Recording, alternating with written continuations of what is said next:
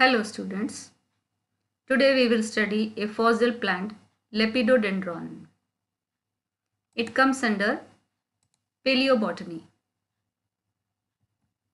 This presentation will include geological timescale, classification of gymnosperms, Lepidodendron classification, morphology of Lepidodendron tree, plant parts of Lepidodendron and their description. First, what are fossils? Fossils are the remnants of plants and animals which got buried under the soil millions of years ago. What is paleobotany? Paleobotany is the study of plant fossils preserved in the rocks. It was first mentioned by a German scholar, Albertus Magnus, in 13th century. Before studying the Lepidodendron plant, let us know what is geological timescale. On the left hand side column, you can see there are geological eras and periods. There are three eras: Paleozoic, Mesozoic and Cenozoic era. Each era has been divided into periods. Say for example, Paleozoic era is divided into Silurian, Devonian and Carboniferous and Permian period. So like this, all these eras are divided into periods. On the right hand side, you can see another three columns which are showing the different groups of plants which existed from Paleozoic era to Cenozoic era. Let us see one or two examples. Say for example, first balloon we can see here, the red colored one. It is a group of plants known as Pteridospermales. It survived from Devonian period to Cretaceous period, and in Cretaceous period it got extinct. You can see the balloon is somewhere thin and somewhere wide. Wide means it was having more number of species and flourished well. Wherever it is becoming narrow, that means it is not flourishing that well. And if it has ended, that means it became extinct. So Pteridospermales became extinct in Cretaceous period. Next balloon is the black colored one, that is Cycadales. Cycadales are surviving till Cenozoic era.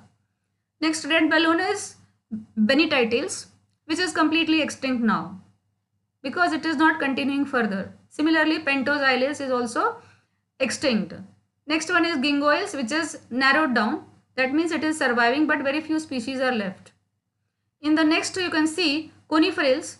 It has widened. That means it is surviving, and good number of plants of coniferales are present now also. So this is the explanation for geological timescale. Now what are gymnosperms? Gymnosperms are the plants with naked seeds. Their seeds are not covered with seed coat. They were named as plants with naked seeds by our father of botany, that is Theophrastus, in 300 BC. This is a very brief classification of gymnosperms. Generally, we follow Chamberlain's classification. So the gymnosperms are divided into 7 phyla: Cycadophyta, Gingophyta, Gnetophyta, Coniferophyta. All these are still existing, and Lepidophyta, Pteridospermales and Chordatiles have become extinct. Let us come to our topic, Lepidodendron. This tree is also called as scale tree because it has got scale-like structures on the tree trunk. Classification of this plant is division Lepidophyta, class Lycopsida, order Lepidodendrales, family Lepidodendraceae, and genus is Lepidodendron.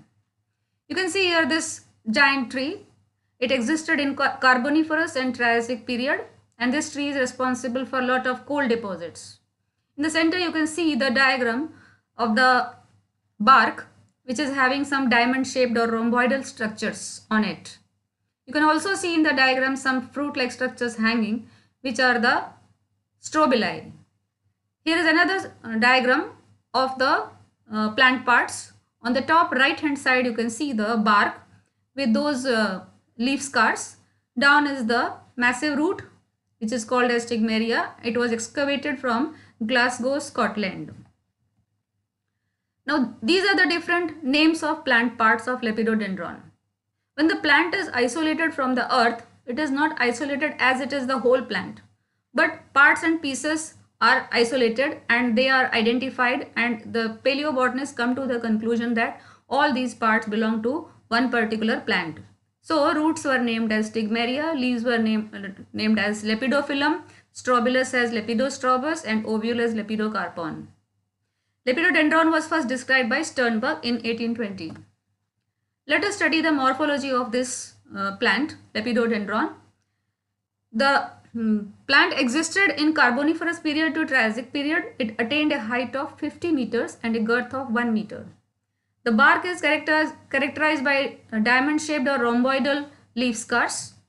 You can see the tree dividing into two parts. So this is called dichotomous branching. So it branched dichotomously at the top. It had leaf scars on the tree trunk. The leaves were needle-like, and at the end of the young branches are present the strobili. The roots are very huge, massive, which were called as stigmaria. How was the vascular system in this tree? It was siphonostele type. All of you know what is the meaning of siphonostele? It is a stele in which the cortex is invaded into the xylem. You can see on the left hand side a protostele. Protostele has in the center xylem covered by phloem, cortex and epidermis. So when this cortex invades the xylem, it appears as if it is a siphon or a tube or pipe. So it is called a siphonostele. So you can see on the right hand side, at the base of the tree it is a protostele, slowly it becomes siphonostele. Transverse section of Lepidodendron stem. Let us begin from the center. In the center you can see xylem, which is surrounded by phloem. The dark colored ring you can see is the pericycle, and it is followed by secondary xylem. All of you know secondary xylem is also called as the wood. If secondary xylem is present, that means secondary growth has happened. But secondary phloem could not be preserved, and so we cannot see secondary phloem. After that, there is a huge amount of cortex, which is divided into inner, middle and outer cortex. The outer cortex terminates in the periderm, and you can also see the leaf pieces. Root. Root is called as stigmaria. It is a very huge structure. You can see on the right side the model of stigmaria, and on the left below you can see the actual photo of the stigmaria root. The root also had protostele type, in which in the center is present xylem, followed by phloem, cortex and epidermis. Leaf. The leaf of these trees were needle-like, present spirally on the young shoots, and they were not found on the older shoots. That means they have fallen off very early. So older shoots were not having the leaves. If you see the transverse section, it appears like a triangular structure, and stomata are present only on the lower side. If you see the transverse section of Lepidophyllum, you can see the outer epidermis, below is the hypodermis, followed by mesophyll, and in the center you can see the stele, which has diarch xylem. So it is a simple structure, primitive structure. Next, let us see the strobilus. It is called as Lepidostrobus. The plant reproduced by spores and not by seeds, even though it was a very huge and massive plant. So this means it was a primitive plant. The strobili were present at the tips of the young branches, and all these branches were clustered at the top of the tree. The cones or strobilus were 11 cm in length and 1 cm in diameter. The cones were heterosporous and homosporous. That means they were bearing two types of sporangia or single type of sporangia. You can see the detailed structure of the Lepidostrobus here. There is a central axis around which the sporophylls are present. The lower sporophylls are having megasporangia, which bear megaspores, which are 700 microns in diameter, and the upper sporophylls are called as microsporophylls, which bear microsporangia and microspores. The size of the microspores are 20 micron in diameter. Lepidocarpon or the ovule. Now you must be wondering, there is no ovule or seed But how we get the lepidocarpon? It is a seeded, it is a monosporangiate cone which was described by D.H. Scott. This cone had one large megaspore which resembles the seed of pteridosperms. Andrews referred it as integumented megasporangium, in which megasporophyll is comparable to the integuments.